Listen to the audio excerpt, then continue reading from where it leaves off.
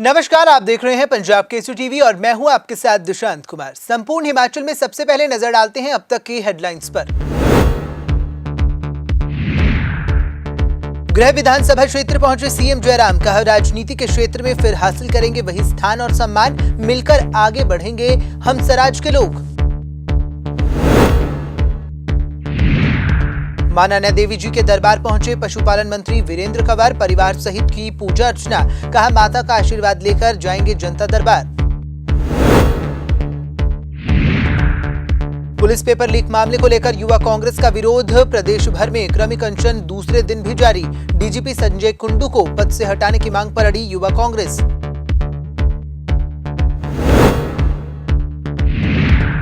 मांगों को लेकर एचआरटीसी ड्राइवर यूनियन का प्रदर्शन, सरकार को दी चेतावनी, कहा 29 मई तक मांगे पूरी न होने पर करेंगे एक दिन की हड़ताल। अब खबरें विस्तार से। अपने गृह विधानसभा क्षेत्र पहुंचे मुख्यमंत्री जयराम ठाकुर ने स्वराज युवा खेल एवं सांस्कृतिक उत्सव प्रतियोगिता के समापन समारोह में बतौर मुख्य अतिथि शिरकत की। वहीं मुख्यमंत्री ने प्रतियोगिताओं में महिलाओं की भागीदारी को लेकर भी खुशी जाहिर की और ग्रामीण क्षेत्रों तक पहुंचने वाली बैंक सुविधा के आने वाले दिनों में लाभ होने का दावा किया। सबसे बड़ी बात एक ही चीज उसमें कि हम स्वराज के लोग मिल करके आगे बढ़ेंगे, खेलते हुए भी आगे बढ़ेंगे, संघर्ष करते हुए भी आगे बढ़ेंगे, मेहनत करते हुए भी आगे बढ़ेंगे, पढ़ाई करते हुए भी नौजवान आगे बढ़ेंगे, बेटियां आगे बढ़ेंगी। हर क्षेत्र में हमारा स्वराज आगे बढ़े और उसमें राजनीतिक क्षेत्र की भी अगर बात आती है तो हम स्वराज के लोग फिर से आने वाले समय में आगे बढ़ करके उसी स्थान को, उसी सम्मान को हासिल करें जो हासिल।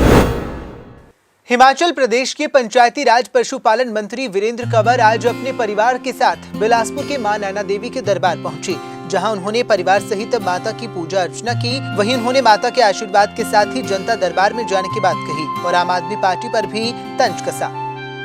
माता नैना देवी के दरबार में दर्शन करने के लिए आया हूँ और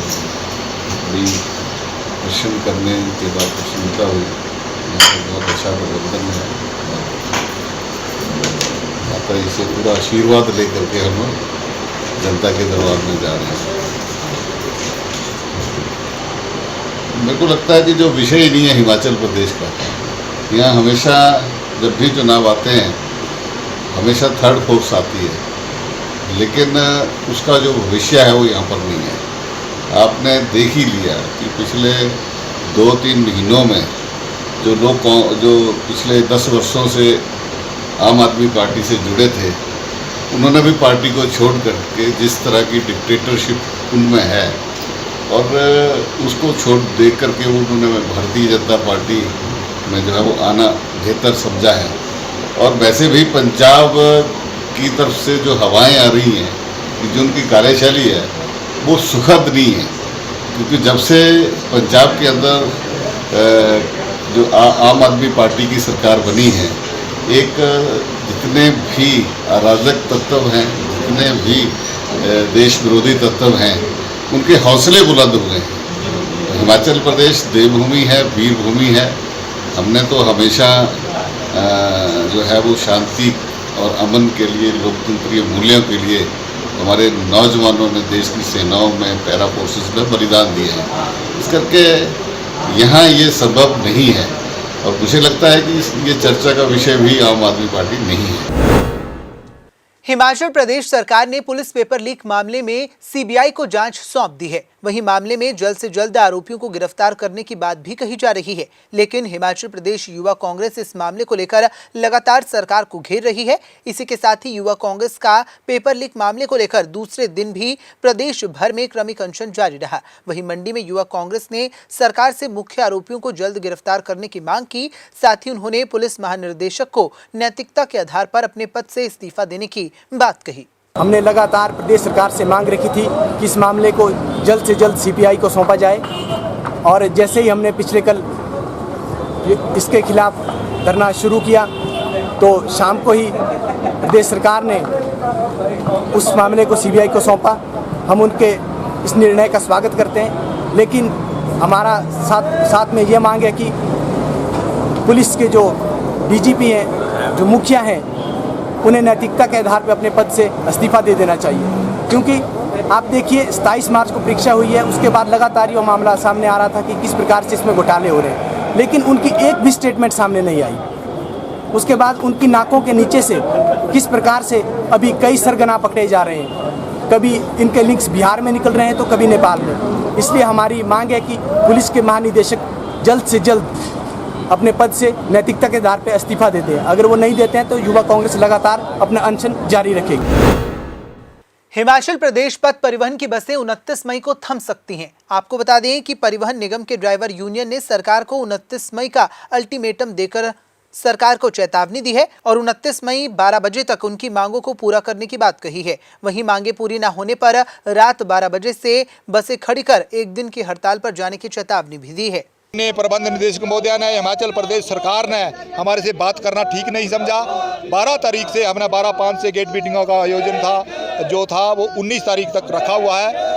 आज हमारा 7वां दिन जो है गेट मीटिंग का। पूरे हिमाचल प्रदेश में गेट मीटिंगें हो रही हैं और गेट मीटिंगों के जरिए हम रोष प्रदर्शन कर रहे हैं।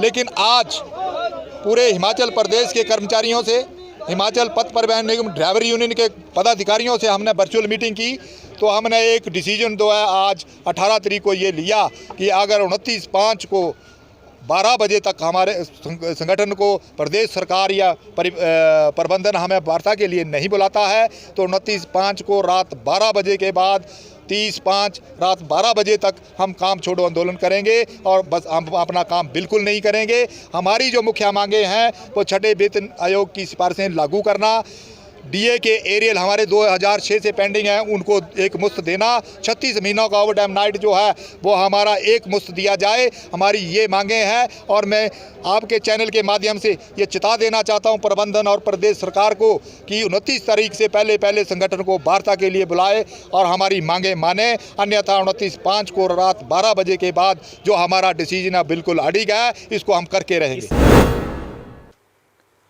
लोक मित्र केंद्र के संचालकों ने आज सरकार और प्रशासन को अपनी मांगों को लेकर एक पत्र सौंपा है। आपको बता दें कि कांगड़ा में 4000 के करीब लोक मित्र केंद्रों के संचालक आज अपनी मांगों को लेकर जिलाधीश कार्यालय धर्मशाला पहुंचे और इस दौरान उन्होंने डीसी कांगड़ा डॉक्टर निपुण जिंदल को ज्ञापन सौंपा, जिसमें उन्होंने अपनी 5 प्रमुख मांगों का जिक्र किया। वहीं मांगे पूरी न होने पर उन्होंने सरकार और प्रशासन को सड़कों पर उतरकर प्रदर्शन की चेतावनी भी दी है। हमारी मांग है, उसमें एक मेन मांग तो यही है कि जो CSC ID जो है ना धड़ल्ले से बन रही है, हम उसके ऊपर तत्काल प्रभाव से रोक चाहते हैं। और हमने DC साहब से बात भी यही की है कि ये जो ID बन रही हैं, एक पंचायत में 3-3, 4-4 काम एक का भी नहीं है।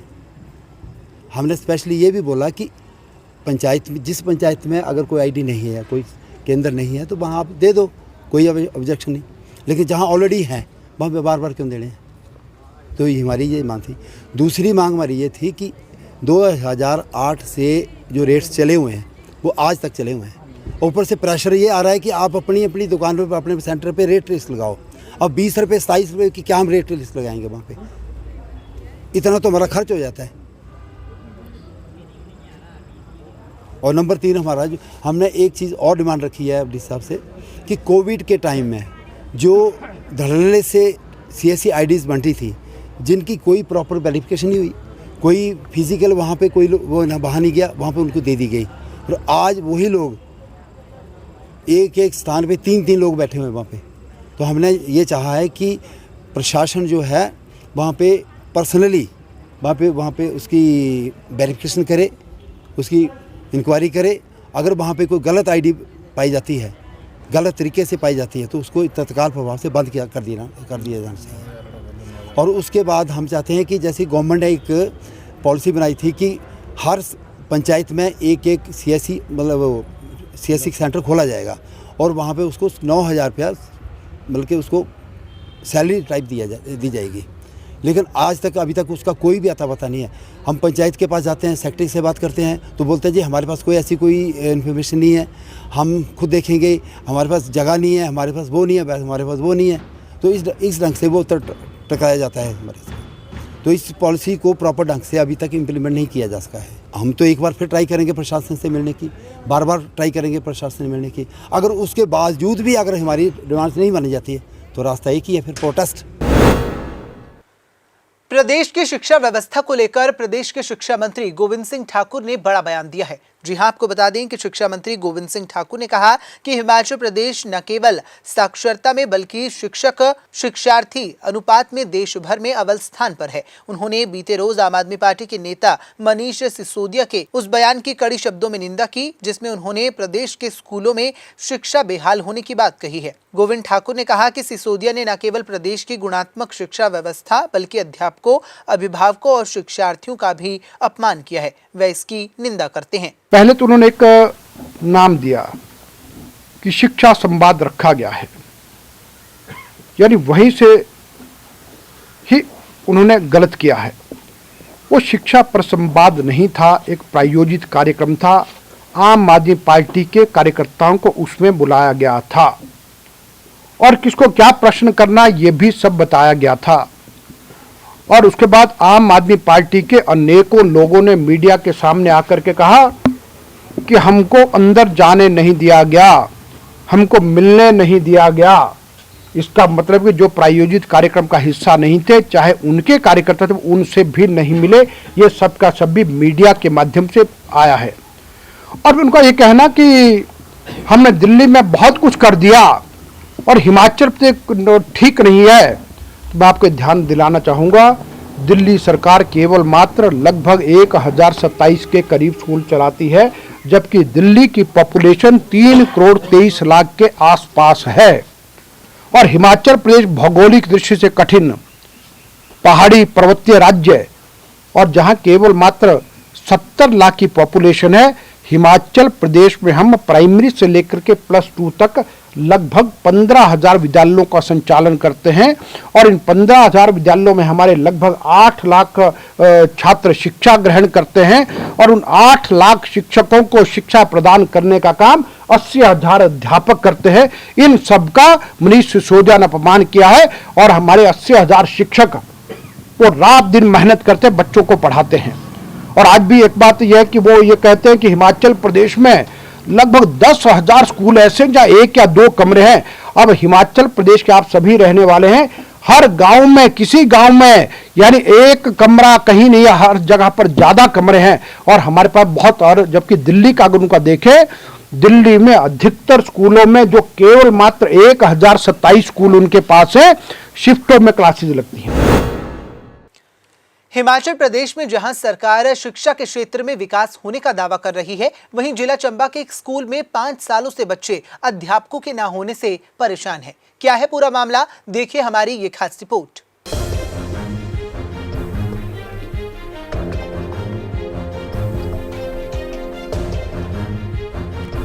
हिमाचल प्रदेश में सरकार शिक्षा के क्षेत्र में विकास होने का दावा कर रही है, वहीं सरकार के इन दावों की जमीनी हकीकत क्या है वो आज हम आपको दिखाते हैं। बात जिला चंबा की जाए तो आज भी यहाँ के छात्र बिना शिक्षक के पढ़ाई करने को मजबूर हैं। जिला चंबा के अंतर्गत आने वाले चुनाव विधानसभा क्षेत्र के राजकीय वरिष्ठ माध्यमिक पाठशाला रेला के स्कूल को 2017 में अपग्रेड करके सीनियर सेकेंडरी स्कूल तो बना दिया गया, लेकिन शायद सरकार स्कूल में स्टाफ देना भूल गई, जिसके चलते बच्चों की पढ़ाई दिन प्रतिदिन प्रभावित हो रही है। वहीं स्कूल में 5 साल से 11वीं और 12वीं कक्षा के बच्चों को पढ़ाने के लिए एक भी प्रवक्ता व अध्यापक न होने की वजह से बच्चों का भविष्य कैसा होगा, इसी बात से तंग होकर यहां से करीब 80 बच्चे दूसरे स्कूल के लिए पलायन कर चुके हैं ताकि उनका भविष्य खराब न हो सके। वहीं स्कूल में शिक्षक और स्टाफ की कमी दूर करने के लिए सरकार से लोग लगातार मांग कर रहे हैं, लेकिन स्कूल की हालत जस की तस बनी हुई है। ऐसे में यहाँ के बच्चों का भविष्य कैसा होगा, उसके हालात बताती ये तस्वीरें ही काफी हैं।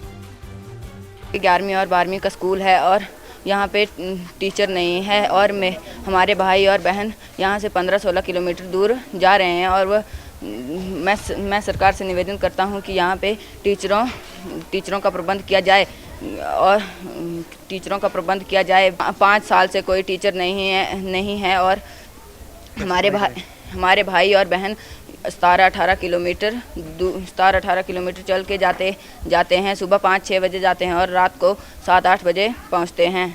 यहाँ पर +1 और +2 का स्कूल है, लेकिन यहाँ पर पिछले 5 सालों से अभी तक टीचर नहीं पूरी तरह से टीचर नहीं आए हैं। मेरा सरकार से निवेदन है कि यहाँ पर टीचरों का प्रबंध किया जाए। हमारे भाई बहन जो है वो यहाँ पर 17 से 18 किलोमीटर दूर जा रहे हैं और सुबह वह से 6-7 बजे चलते हैं और शाम को 7-8 बजे घर पहुँचते हैं। इसलिए मेरा सरकार से निवेदन है कि यहाँ पर स्टाफ का पूरा प्रबंध किया जाए। वहीं स्कूल के इंचार्ज संजीव कुमार का कहना है कि स्कूल में स्टाफ की कमी चल रही है, जिसके चलते बच्चों के साथ साथ उन्हें भी भारी परेशानियां झेलनी पड़ती हैं। समस्या ये है कि हमें स्टाफ जो है रेला स्कूल जो है 2017 से अपग्रेडेड है, जिसमें आज तक कोई रखचार नहीं है। प्रिंसिपल की भी शॉर्टेज है, जिसके कारण हमें डाक डूक और कई समस्या का सामना करना पड़ रहा है, जिसके कारण हमें नीचे की स्टडी भी थोड़ी प्रभावित रहती है, ना होने के कारण प्रभावित रहती है। तो हम चाहते हैं कि अगर स्टाफ पूरा हो जाए तो हमारी समस्या जो है ज़्यादा। वहीं मामले में बच्चों के अभिभावकों का कहना है कि 5 साल पहले इस स्कूल को अपग्रेड किया गया था, लेकिन स्टाफ और शिक्षकों की कमी के चलते यहाँ पढ़ रहे बच्चों का भविष्य खराब हो रहा है। कई बार यहाँ पर जो है लोग इकट्ठे किए और हमारी मीटिंग भी चली थी, तो हमने सरकार से मांग की है कि यहाँ पर जो है 5 सालों से कोई भी आज तक स्टाफ नहीं है, तो हमने सरकार से ये मांग की है कि प्लीज़ जितना जल्दी हो सके तो यहाँ पर स्कूल स्टाफ उपलब्ध करवाई जाए, ताकि हमारे बच्चे जो है शिक्षा ग्रहण कर सके और हमारे बच्चों को यहाँ से इस स्कूल से कम 20-25 किलोमीटर जो है पैदल सफ़र तय करना पड़ता है, जो कि बहुत दिक्कतों का सामना करना पड़ रहा है, क्योंकि इस स्थिति में जो है बच्चों का रहना मुझे लग रहा है कि सेफ़ नहीं है। तो हम सरकार से मांग करते हैं कि जितना हो सके तो स्टाफ प्रोवाइड किया जाए यहाँ।